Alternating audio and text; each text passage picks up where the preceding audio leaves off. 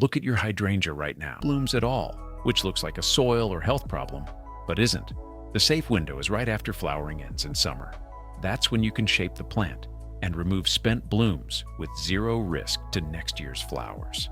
The one exception, panicle and smooth hydrangeas bloom on new growth. So for those specific types, pruning in late winter is actually the better move. Get the timing right, and you've protected next year's flowers. But there's still a question nobody asks. What color are those flowers actually going to be? Because for one type of hydrangea, that's not left up to chance either. Third, and this is the one people find genuinely surprising. For big leaf hydrangeas, flower color isn't fixed. It's a direct readout of soil chemistry. Acidic soil in the rough range of pH 4.5 to 5.5 is what frees up aluminum for the plant to absorb, pushing blooms toward blue.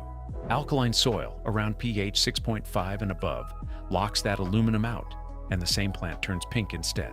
Push the soil more acidic with sulfur or aluminum sulfate in early spring, or add garden lime to shift it alkaline. The color change plays out over a full growing season rather than overnight, but it's real and controllable. A plant pouring energy into foliage has less left for flowering, which is metabolically expensive.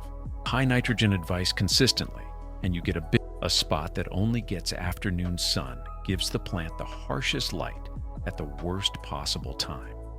A spot in shade all day keeps the plant healthy looking but light starved, so it isn't anymore.